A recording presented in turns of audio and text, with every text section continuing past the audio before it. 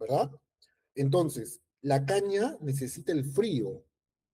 Entonces, tú cuando se sube de la temperatura le malograste su proceso fotosintético.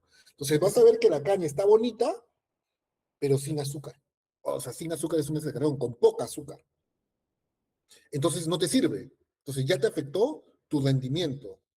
Y el otro daño del fenómeno del niño es que te puede afectar el CAPEX porque vienen inundaciones y todo. Entonces, pero como los ingenieros agrónomos son buenos en el Perú, aprenden a lidiar con el primer problema. O sea, ya saben que les va a venir la temperatura, le tienen que echar más agua, entonces juegan con eso, pero de lo segundo, por eso para nosotros es importante que el gobierno se ponga las pilas y ya suelte la maquinaria para hacer todas las obras de prevención. O sea, el segundo componente a nosotros nos hace más daño que el primero, porque ya nuestros agrónomos han aprendido a gestionar esta crisis del fenómeno del niño a nivel agronómico, pero ya el tema de que se te desborde un río y te afecte la planta, los campos, ya te afecta el CAPEX, ¿no? Este, sí, sí respondí tu pregunta. Sí, sí, ahí mencionó también el tema del gobierno. ¿Y qué barreras actualmente limitan, por ejemplo, el crecimiento de esta agroindustria, ¿no? Ahí En el voy, Perú. ahí voy, ahí voy, ahí voy, ahí voy, ahí voy. Entonces, ahí justo has hecho la pregunta. Oportunidades, ¿ya? Lo que pasa es que acá no quiero marearlo con esto, ¿ya? Bueno, también lo puedo decir, o sea, el primer gran reto para nosotros sería aprovechar el azúcar para combatir la anemia. El azúcar es ideal para tú agregarle hierro y tú no sientes la diferencia. ¿Por qué? Porque todo el mundo se va por las chispitas, se va por comer hierro, sangrecita, pero dale al niño sangrecita, pues. Cambiar hábitos de consumo es lo más difícil que hay. En cambio, si tú le das un azúcar fortificada donde no va a sentir la diferencia y el niño toma el café con el azúcar y ya fortificada, porque tiene el hierro, consume su chicha morada, le cambias la dinámica. Entonces nosotros ahorita estamos trabajando un proyecto, me he metido a entender todo este tema, porque como comprenderán no soy experto, que el azúcar se puede fortificar y ser un canal ideal para combatir la anemia, sin cambiar hábitos. Porque el problema que tenemos es que cambiar hábitos es bien difícil en cualquier ser humano de cualquier edad. Y sobre todo que esto depende que la madre asuma el compromiso. Pero si tú ya le das el azúcar fortificada, la madre no va a sentir la diferencia en el hábito. Esa es una gran oportunidad y acá nos gustaría que el nuevo gobierno nos escuche. Estamos trabajando en eso. Lamentablemente la crisis política que hemos tenido en los últimos años no ha permitido tener una agenda de largo plazo. Pero bueno, estamos. Lo otro, mira, este es un tema importantísimo para mí. Esta foto no la he tomado de ChatGPT, es foto donde yo estaba ahí, en Brasil. Cuando tú vas a Brasil en un grifo, te dicen la gasolina y te dicen etanol, porque en Brasil hay carros que funcionan 100% de etanol. O sea, es como cuando tú echas en tu carro y dices gas y gasolina con vino y todo, allá esto también hay. El flex fuel, que puedes echar todo gasolina o todo etanol. Tú combinas, tú decides. Entonces, mira de la diferencia de precios. Ahora que está tan de moda el tema de seguridad energética y los problemas que estamos teniendo, que ahorita la presidenta acaba de anunciar el subsidio para Pucallpa. Pero además, esta gasolina tiene 30% de etanol en Brasil. Ya tiene 30% de etanol. Y además puedes elegir echarle 100% de etanol. Ojo, el carro que funciona con etanol puro es otro tipo de carro, se llama Flex Fluid. Pero el carro normal ya tiene 30% de etanol. ¿Se dan cuenta? Entonces, si nosotros adoptáramos esa política, porque en el Perú la mezcla en el Perú es solamente 7.8. ¿Te imaginas si subiéramos a 30, que los carros permiten? Obviamente hay que hacer los experimentos, estamos en ese trabajo, ¿no? De demostrar con evidencia empírica que los carros sí podrían funcionar. Pero si ya funciona en Brasil, imagínate. Eso es en Brasil. Pero mira, esta foto también la tomé yo personalmente en Dakota del Sur. Mira, tienes no sé si ven, el E15, quiere decir que el E15 tiene 15% de etanol, E30, 30% de etanol. Hasta acá los autos pueden funcionar sin ningún problema, pero si ya le metes E85, ya necesitas otro tipo de carro. O sea, ojo, no es otro tipo de carro, puede ser tu carro, pero ya le pones un adaptador. Así como cuando cambias el gas para que tenga. Entonces, realmente se puede hacer política pública si el gobierno empieza a entender cómo podemos usar los biocombustibles para nuestro encadenamiento productivo. Por eso yo decía, no basta la ventaja comparativa, sino también tienes que tener ventaja competitiva. Y esto ya depende de las políticas públicas. ¿Quedó claro hasta ahí? Sí, todo claro. Perfecto. Pero lo de Brasil es impresionante, ¿ah? Lo de Brasil, que esto, bueno, esto es para que vean que el etanol de caña tiene la menor contaminación posible. Solamente hacemos 60 gramos por kilómetro de CO2. Por eso que es una gran alternativa. Hasta el eléctrico tiene, lo que pasa es que nadie valoriza la batería y que eso se va a botar. Ojo, y no caigamos en la trampa que el eléctrico es lo mejor para el medio ambiente. Los chinos lo están vendiendo como modelo de negocio. ¿Por qué? Porque los chinos tienen todo, menos petróleo. China importa el 70% del petróleo que consume. Entonces, ellos saben que no tienen esa ventaja comparativa.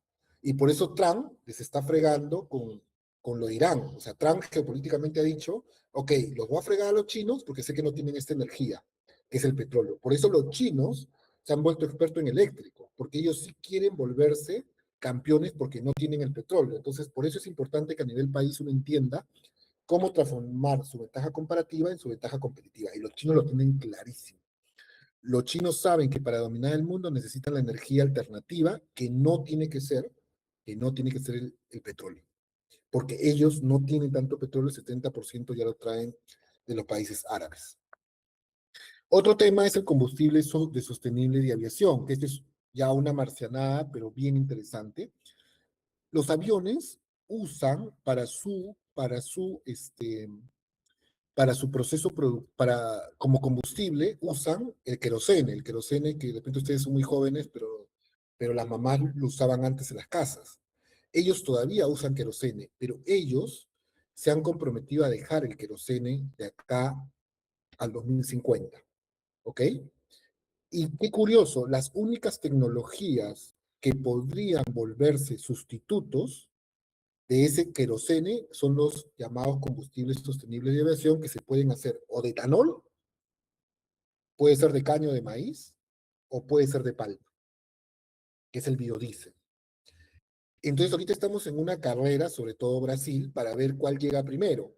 Pero lo curioso acá, miren, que al 2050 la demanda por este combustible sería de 550 millones de metros cúbicos. Eso es brutal. Y hoy el mundo está produciendo de etanol y biodiesel solamente 150, 180 quizás. Entonces, el potencial que tiene, ojo, no es este mismo que se va a transformar en ese combustible, ¿ah? A este hay que hacerle toda una refinería, todo un proceso industrial que podría servir prácticamente talar. Entonces, si el gobierno se comprometiera en tener esa onda, ya Colombia lo está haciendo, Brasil ni que se diga, inclusive ya Brasil se está metiendo a lo marítimo, que también usa un combustible muy contaminante. Entonces, todo el mundo está tendiendo hacia eso. Pero acá lo importante es mostrar la oportunidad, ¿no? Por eso este gráfico. Y acá la pregunta que les iba, ¿no? ¿Por qué los europeos nos compran? Porque miren, este es como tener el arándano en el alcohol. Nuestra huella de carbono de la caña brava y aurora, que son los que producen el etanol de biocombustible, es negativa. La huella de carbono es negativa. Eso no lo tiene nadie, solo el Perú. Y eso está certificado con el ISC, que es el estándar más alto, esa certificación. Estas dos empresas han logrado tener alcohol. ¿Qué quiere decir que esta huella sea negativa? Que la planta captura más CO2 del que genera. Y ustedes me dirán, Carlos, ¿cómo es posible? Yo les invito a que ustedes pongan en Google Earth dónde está ubicada Cañabrava y dónde está ubicada Aurora, y se van a dar cuenta que hace 20 años eso era un desierto, hoy son cañaverales. Entonces, eso ha hecho que ellos se vuelvan un pulmón en esa zona, jalen CO2 y a pesar que tienen operaciones, todo sea negativa frente a lo que emiten. Esto las posiciona de tal manera que los europeos, para compensar rápidamente la huella que ellos generan, prefieren comprar este tipo de etanol, porque quiere decir que por cada uno que contaminan, ellos comprando ese etanol ya descontaminaron ese uno y un cachito más.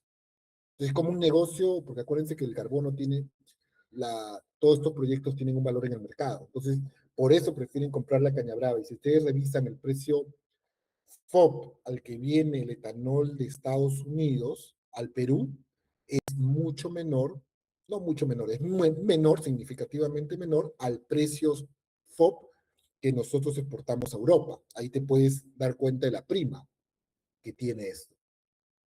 Entonces, estas son las oportunidades, espero no haber sido claro, pero ya con eso termino mi presentación y solamente decirle que la caña es mucho más que azúcar y somos economía circular, ¿no? Ese es un poco el mensaje que les quiero dejar, pero era la presentación que quería compartir con ustedes y ya nos abastecer sus preguntas en lo que deseen. Espero haber sido claro, la verdad. Sí, muy interesante, licenciado. Yo tengo una pregunta. ¿Cuáles serían las limitantes para la industria? O sea, ¿es fácil ampliar las extensiones de producción en Perú? Esa es una buena pregunta. Es complicado porque tenemos un costo oportunidad del arándano, un costo oportunidad de la palta. Esa es una limitante. El costo y el otro tema es el agua. Acuérdate que estamos en la zona norte, ¿verdad? Y como estamos en la zona norte, no hay agua. El estrés hídrico es más alto. Por eso que nosotros presionamos, exigimos al gobierno que salga Chavimochic. Acuérdense que Chavimochic quedó estancado, pero si se concluye Chavimochic con el G2G que se ha firmado con el gobierno de Canadá y se amplía el canal madre, que ya depende del gobierno regional, olvídate, al 2030 tenemos agua y con eso se soluciona todo el problema para el valle. Porque mira, Casagrande tiene 38.000 hectáreas. De esas 38.000 hectáreas, solo usa 18.000. La diferencia no las usa por falta de agua. Te das cuenta del crecimiento que podría haber en la frontera agrícola de la caña. Entonces, ahí hay una oportunidad. Allí hay una oportunidad grande que deberíamos empezar a mirar, ¿no? Correcto. Empezar a mirar. Esas son las grandes limitantes desde el punto de vista ya estructurales, ¿no? El tema de la mano de obra también es un problema, ¿no? El tema es un problema también de la mano de obra. Ahora, he visto yo proyectos, siempre se habla de ósmosis inversa, no sé si esa es una posibilidad o Mira, todavía. yo he escuchado de todo eso, pero son muy costosos y además no son realistas para la realidad peruana. Tú necesitas, cuando tú tienes ese tipo de proyectos, necesitas mucha escala. Y el mercado peruano es muy chico, es muy chico, es muy chico todavía, es muy Cor- chico. Correcto. Y para yo terminar mi participación, licenciado, los modelos de negocio en caña se dedican o al azúcar o al alcohol, O o a los también dos, combinan, a los combinan. dos. La única planta que ahorita puede, o sea, imagínate que sale el jugo de caña y en ese momento el gerente puede decidir, ¿lo mando azúcar o lo mando etanol? ¿No? El único que puede hacer eso ahorita es Caña Brava. Ok. Y Cañabrava ha sido comprado por el Grupo Magdalena de Guatemala, era del Grupo Lomero y acaba de ser comprado por el Grupo Magdalena, que es el ingenio más grande del mundo. Solo ese ingenio en Guatemala produce más que el Perú, para que Ah, tengas una idea. No, es brutal. Tú vas al ingenio Magdalena de Guatemala, es una cosa que te sorprende. Ellos han comprado el ingenio Cañabrava en un 80%, porque el 20% sigue siendo parte del Grupo Lomero, y ellos son los únicos que pueden decidir en ese momento. ¿De qué va a depender de la decisión? El gerente dice, oye, ¿cuál está pagando más, el azúcar o el etanol? Oye, sí, conflicto entre Irán y Estados Unidos. Ah, el etanol ha subido de precio, me voy por el etanol. Entonces ya son decisiones más de carácter comercial, ¿no? Pero es el único que puede. correcto, pero ¿esta decisión es tecnológica o es de mercado? No, primero que tengan la máquina, Ok, que lo pueda hacer, y luego ya es un tema de mercado. ok, El proceso ya está diseñado para esta bifurcación. ya, Primero tienes que tenerlo. Y segundo, ¿a dónde te vas? 80-20, 30-30, de 30-70 y es una decisión meramente comercial. comercial. Ok, interesante, interesante. Entiendo que Agroaurora también va a poder hacerlo en poco tiempo. Ok. Agroaurora. Yo me imagino que la diferencia en costos debe ser bastante grande, ¿no? Para una planta de este tipo Claro. que pueda optar por el producto terminado distinto, ¿no? Es que acuérdate que Cañabrava, Agroaurora y Agroolmos son ingenios que se han hecho de cero. O sea, se han diseñado así. Casagrande, Cartavio, Paramonga son ingenios que vienen desde la época de la pera. Entonces, en esa época no se pensaba en este tipo de bifurcación, en el bioetanol, no se pensaba en nada, pues. Y yo les haría una pregunta a ustedes, como ingenieros empresariales. ¿Por qué Cañabrava y Agrorora están en Piura y no se instalaron en La Libertad, que es mejor tierra?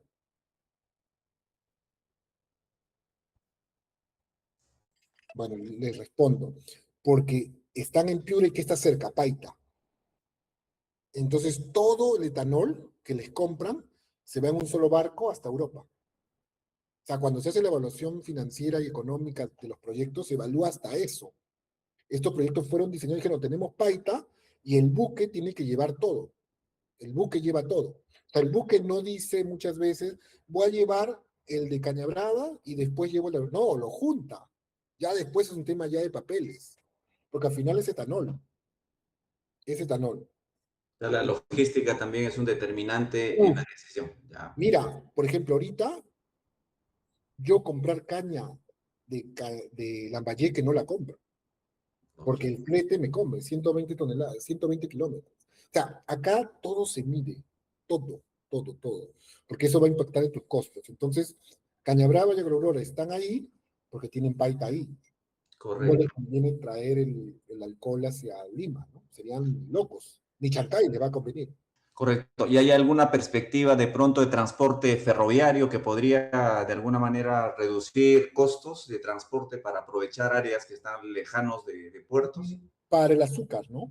Para Sí, transportar el azúcar podría ser una oportunidad porque el costo del flete cada vez es más alto, pero también hay riesgos, ¿no? Porque imagínate que si se construye un tren de Brasil hacia Chancay, ¿qué va a pasar ahí? correcto. Nos viene todo el azúcar brasileño. O sea, todo es una oportunidad y un riesgo. O sea, Un riesgo, claro. cuando hubo el COVID, todo la pasábamos mal, excepto de los que producían mascarillas, ¿no?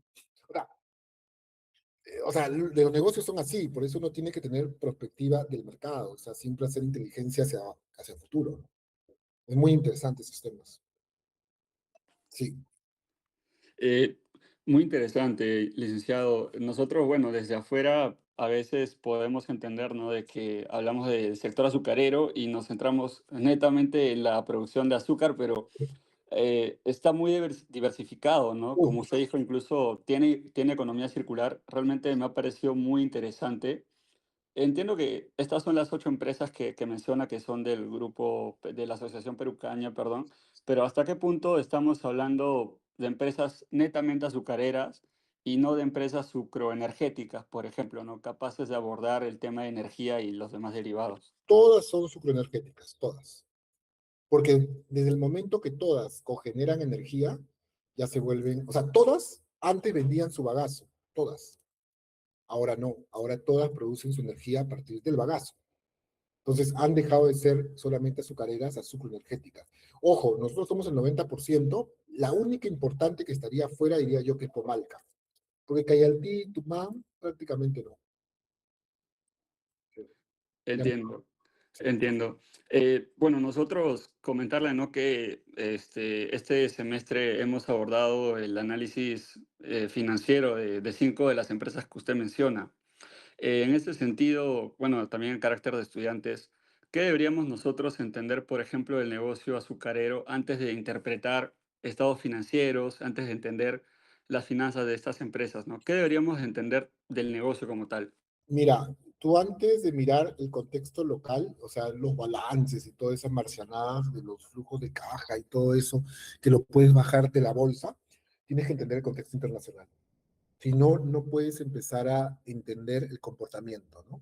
O sea, es muy importante entender cómo le fue a Brasil, cómo está el clima, cómo le fue a la India, cómo le va a China como comprador, no como productor, sino como comprador de azúcar.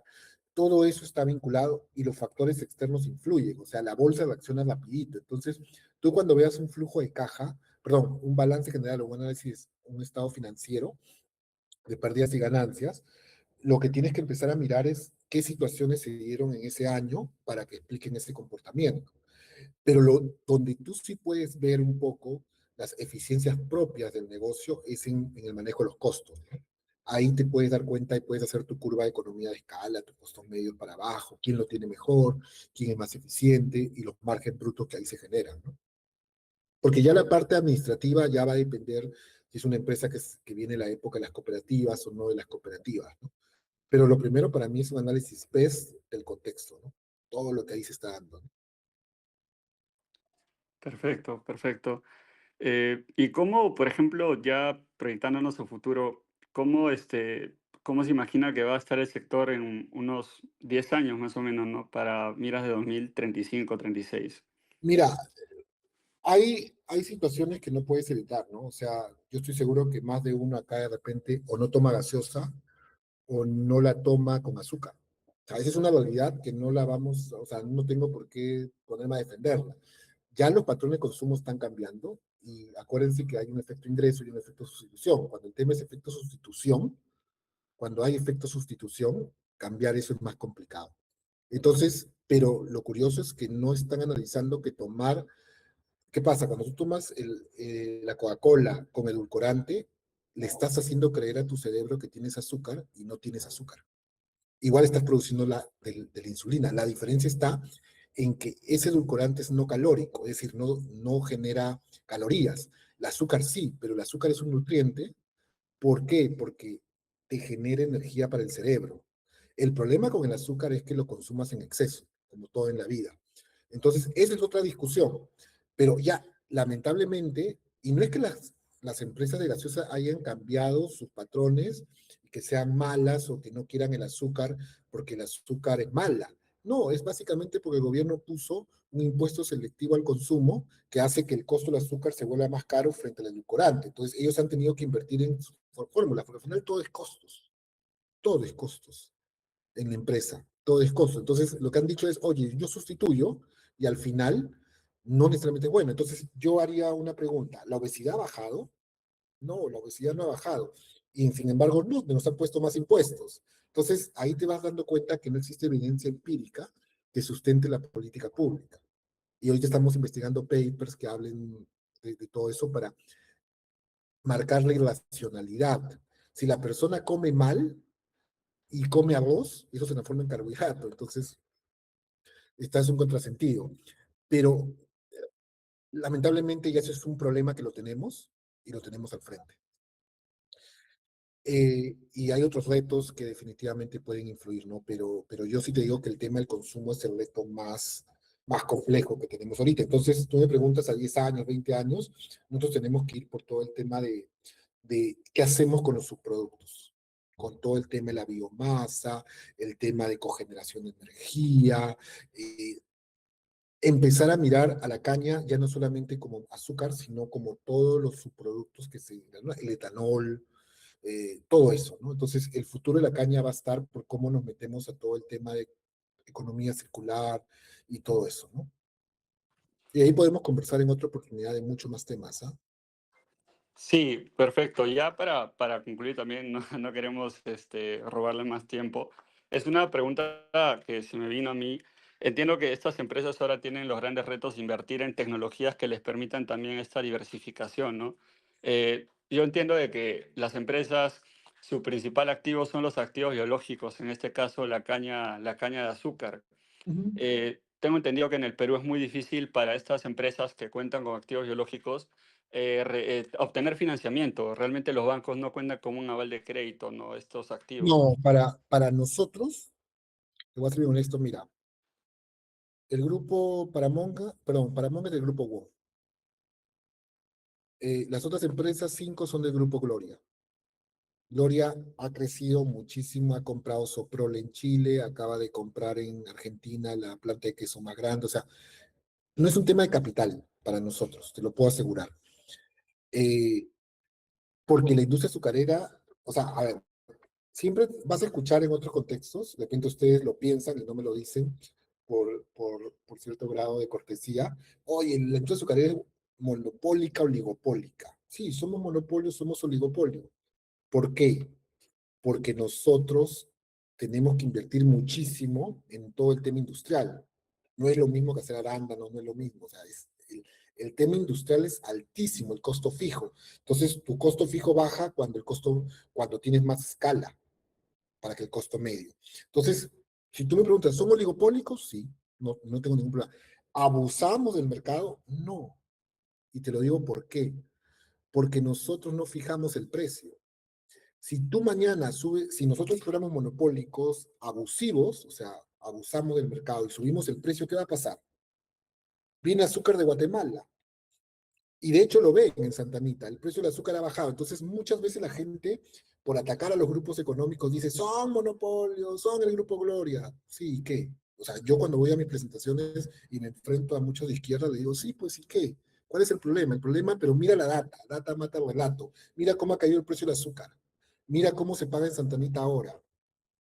Entonces, de alguna manera, tenemos que tener mucha ciencia y por eso me da gusto tener un grupo así como ustedes que están investigando y salen de la discusión narrativa de TikTok a algo más con evidencia, porque hay que investigar eso. O sea, yo les demuestro el precio del azúcar. ¿Y por qué? Porque el Perú tiene 0% de arancel. Brasil, que es 50% más, tiene 25% de arancel. Colombia tiene 50% de arancel. El Perú, después de Fujimori, y no hablo de política, sino después de Fujimori, nos liberalizó tanto que los empresarios peruanos hemos tenido que aprender a ser eficientes. O sea, la ventaja competitiva que hemos tenido que generar en la caña ha sido impresionante. Yo te digo, el empresario peruano en la caña, al menos que es lo que más conozco, está mejor preparado que cualquiera, porque no tenemos protección. Y ahorita estamos pagando las consecuencias de eso porque a los pequeños sembradores les tenemos que pagar poco por su caña, porque todo es una cadena. El precio de la caña que nosotros pagamos está en función al precio internacional y los costos han subido. Entonces, es una situación compleja. Y otro tema ya para cerrar esta parte comercial, es que todo el azúcar que se consume en el sur es boliviana y entra por contrabando. El gobierno no hace nada. O sea, 10 de cada cigarrillos que ustedes fuman, si es que alguno fuma, 7 son de contrabando y entran por Bolivia. La ropa usada entra por Bolivia y se la venden como nueva. Los detergentes, el 70% del mercado de detergentes es contrabando de Bolivia. Y le ponen la marca. En el sur, que es Cusco, Puno, Arequipa, Tacna y Moquegua, todos los productos son falsificados, excepto si vas a Wong, ¿no? A los centros comerciales. Pero esas son las realidades estructurales que estamos tratando de cambiar, pero que son difíciles de cambiar porque no dependen de nosotros. Entonces, sí te cuento este drama porque es parte de mi reto ya más institucional como Perucaña, ¿no? Por lo cual existe Perucaña. Sí, de hecho, vi que las importaciones de azúcar son mayores a las exportaciones de azúcar en el Claro, Perú. claro. Y somos Sí, un mercado atractivo. Ojo, y nosotros exportamos también, ¿ah? O sea, nosotros exportamos cuota americana y exportamos a Colombia. O sea, nosotros, ¿por qué exportamos a Colombia? Porque Colombia tiene 50% de arancel y nosotros, por ser parte de la comunidad andina, pagamos cero. Entonces, obviamente, hay un spread. O sea, si tú ahorita le dices a un empresario peruano, ¿prefiere mandar a Colombia o Ecuador? Le mando y dejo de abastecer el mercado peruano, porque allá el precio es más alto y claro, Guatemala no puede entrar. ¿Me claro, entiendes? claro. Sí, O sí, sea, sí. al final, si tú te vuelves empresario, maximizas tu utilidad. El tema del mercado es irrelevante. El mercado andino es uno solo. El problema es Bolivia que entra por contrabando y me frega todo. Me destruye el mercado. Me destruye el mercado. Porque el consumo aparente es engaña. Hay un consumo oculto que es producto del contrabando. Nosotros ya lo hemos estimado, pero no te lo puedo decir aún. No, no, sí, perfecto. Bueno, ya para cerrar, licenciado, bueno, comentarle, hemos visto, ¿no? También su hoja de vida, realmente Ah, es un honor para nosotros tenerlo acá en la entrevista. Usted he no, visto que es especialista en políticas públicas, comercio exterior. Y sí. bueno, en ese sentido también, ¿qué le ha enseñado el sector azucarero, ¿no? Que quizá no Ah, hubiera podido aprender si no estaría ahora como gerente. sí, mira, yo soy economista de la Universidad del Pacífico, también estudié en la UNI, pero ahí no terminé. O sea, lo que pasa es que en la UNI se llama Ingeniería Económica, no, perdón, Ingeniería Económica, y luego ya me especialicé. Y yo, a pesar de que mi padre se amargó cuando salí de la universidad, quería ser funcionario público. O sea, fui uno de los pocos de la universidad en ese entonces que decidió ir al sector público y yo empecé mi carrera en el Ministerio de Comercio Exterior y Turismo, ahí fui negociador de los tratados de libre comercio, o sea, todo lo que ustedes escuchan TLC con Estados Unidos, TLC con China, TLC con Europa, lo aprendí, lo negocié, o sea, lo aprendí porque Mincetur no existía, o sea, ahora ya se escucha mucho, pero no existía, entonces de alguna manera eso me dio una mirada muy horizontal y transversal de todos los sectores, pero ya todo ese capital, conocimiento técnico que adquirí en el sector público por 16 años, por diferentes sectores, me ha permitido conectar mejor con el sector privado, porque el sector privado no entiende al sector público. Entonces, cuando pide cosas, no sabe cómo pedirlas, no sabe la lógica del funcionario público, no sabe cómo trabaja un presupuesto en una institución pública como una universidad, no entiende esa lógica. Lo que sí en el sector privado las cosas son más rápidas y el aprendizaje que he tenido en el sector privado es que un gerente tiene éxito en la medida que hace que las cosas sucedan. Yo veo a mi directorio una vez al mes, una hora. En esa hora me sacan la mugre, o sea, los dueños de las empresas.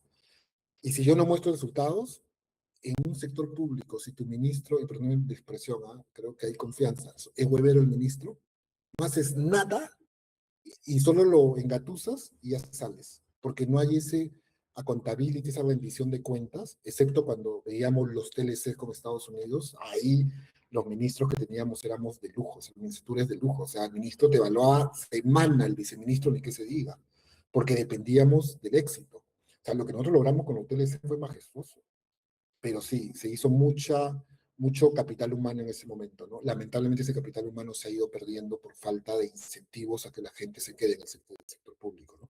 Pero yo volví en el 2018 y volvería porque me encanta el servicio público, me encanta, me fascina. Pero eso es lo que te puedo comentar, ¿no? La verdad, muy interesante, licenciado. Agradecerle, realmente creo que nos hemos llevado bastante aprendizaje, no solamente del sector.